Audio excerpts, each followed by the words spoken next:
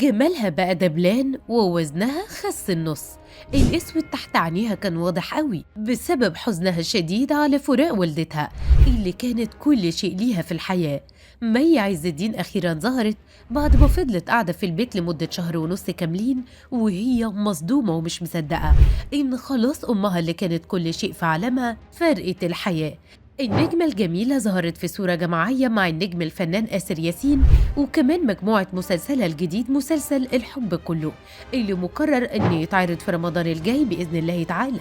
مي كانت لابسة جاكيت وكب وبنطلون وكلهم كان لونهم أسود، وبانت مبتسمة في الصورة، بس الإجهاد والإرهاق والحزن كانوا لسه واضحين على وشها اللي كان خاسس قوي.